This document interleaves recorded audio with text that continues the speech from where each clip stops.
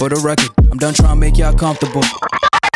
For the record, you ain't trying to grow, then it's done for you. For the record, lab on me going all the way. For the record, ain't trying to link, no time to waste. For the record, for the record, for the record, for the record, for the record, for the record. As what far else as we got? let's touch on free agency real quick, and we'll dip on out of here and get to our Eagles and Raiders. How about that? All right, cool. So I'll start it off, man. As you know, my Knicks are rebuilding. I got quite a few guys I want us to get, but I don't want us to get Russ. I don't want us to go out there and spend any big money on any guy looking to get off his team just to play in New York. Number one, there's not going to be any fans coming, so I don't see any reason to go get a Russ. It's not going to create no kind of buzz and energy in the city. The Knicks fill in a crowd, not pre-COVID, whether we're winning or losing. You see it sold out, so I don't really see the need to get a guy that's going to get us to possibly the 7th seed with the East being a lot stronger. Let's say Harden goes there, didn't it? It's a lot of teams. Doc Rivers just went to Philly. His coaching is going to lead them to get back to 50 wins. Well, not this year, but possibly 45 or more and 50 in a normal season. So it's not needed for the Knicks. So the Knicks just need to build kind of how Brooklyn and how I was saying OKC builds. So I got like key free agents, but I'm looking at Joe Harris, bringing back Dano Gallinari. I can't say his name, but bringing him back. We drafted him a couple years ago. He's often injured, but whatever. And Bogdanovic from the Kings, who's a sharpshooter. Can't play that much of a D, but he's not a liability. So those are the three guys I'm looking at. Oh, Malik Beasley from Minnesota. He did well in, what's this guy? Cat's absence, averaging 20 points per game, and he's fairly young. So those are some of the fringe guys I'm looking on that's not sexy picks, but that will provide some quality minutes and grow with the young core that we already have and RJ Barrett. You know what I mean? As far as the draft goes, got a few guys that I want. Two guys. Devin Vessel from FSU. They say he resembles a Klay Thompson. I watched extensive footage on this guy over the weekend. He looks like the real thing, can shoot. He could defend.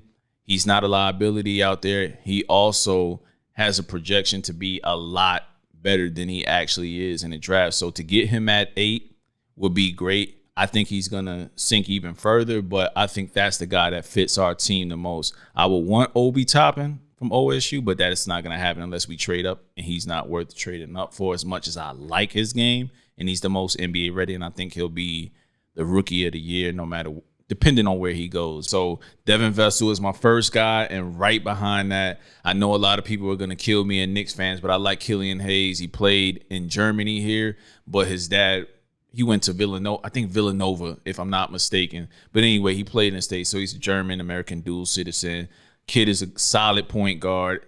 He can come in and possibly start right off the back, take Elfrid Payton, get on the bench, and we can groom him and RJ Barrett as our starting backcourt for the future. So that's kind of what I want to happen in the draft, but we'll be back to kind of cover our draft coverage after everything happens, because this draft is kind of a crazy year. You didn't get to see a lot of kids, a lot of guys from overseas. The tournament was cut short, so we weren't able to get to see some guys on full display. So a lot of guys are going to blossom right before our eyes, and we're not going to even know, because if you're not into the draft, then you just don't know, man. So now we come on to the championship Lakers, 17 championships, and gonna add more to the mix. When you talk about free agency, man, I really don't know what we're gonna do in free agency. I still don't know who all coming back yet. I know so Avery Bradley sat out from the bubble. So what is he gonna come back in and add in? I know I want Danny Green gone after we seen that. He gone in that Dennis Schroeder trade. But then how much money we're gonna have at the AD now comes back in with his new contract? Like how that's gonna factor in? Where Boogie gonna? I know he got injured, but is he still part of the team? Is he still gonna be that third? Is the White gonna stay on his contract and all this. But whatever it is, man, all faith in the king. I know he gonna get up there. He gonna help like mold some of these relationships that he got. Hey man, you're gonna take that pay cut if you want to be in this Space Jam 2 or whatever. So we're gonna make it work out. We're gonna get the players that we actually need on this team. We're gonna go to another championship.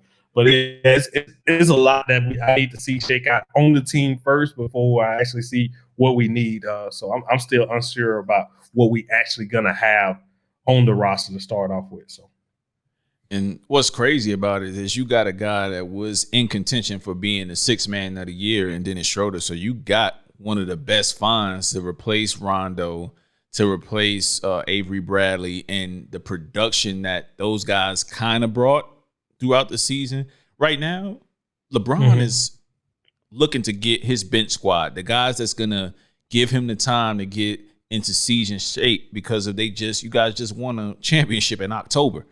You know what I mean? So y'all need some guys in there that'll be able to hold it down, in my opinion, for the time being. And so AD, they can spell AD and LeBron. So again, man, the only two guys that are safe right now, well, only three guys right now, Schroeder, LeBron, and AD.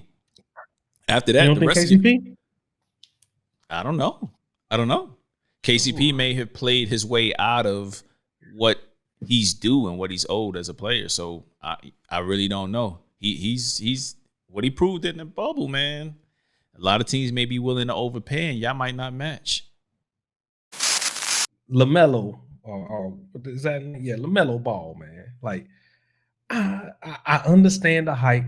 I think the hype is still built off of what his family did and how they was getting up in this big baller brand. I think that plays in a lot of adding to the name and everything. He does some things good, but he does a lot of things bad that he needs work on. We know, like, if he's come off of this, like one of these top draft picks, he's not gonna come in just dominating off jump. He got a lot of other stuff that he's gonna have to do to build in his game. Defense.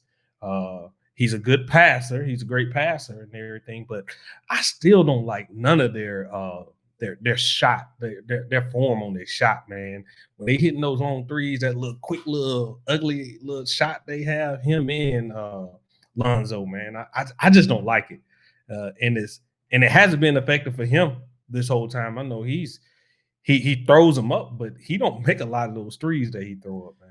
Yeah, I think he's in the mid-20s as far as percentage shooting-wise. He's had the green light, so that's going to have to change once he gets to the league, because depending on what team he goes to, he may not be the best player, and that shit may not fly with some of his coaches. So, but I think his upside, the growth he made, he played in the top 3 league overseas. So the growth he's made, averaging 20-something points towards the end of his tenure there, rookie of the year, I mean – shit, Australia, you can't really say that he hasn't grown in these last couple of years. So I think he has the most upside, is the clear number one as far as if he goes into the right situation. So he can be, with all his faults, and believe you me, everybody has said them exact same things that you've said. So it is what it is. I think he's gonna go number 2 though, but I feel he should go number 1. But I think the kid out of Georgia, he should be the number 1 pick in Anthony Edwards. Hey, man, it's them Lonzo boys, man. But, yo, he's going to be better than his brother, in my opinion. Like, he's going to bring more to the game because he has a better scoring package. So if he starts averaging 25 in year 3-ish, then that's the guy, because he has the passing and he has everything else. And I think he's going to get a little bit better on the NBA level given the coaching. He just has to get in the right situation.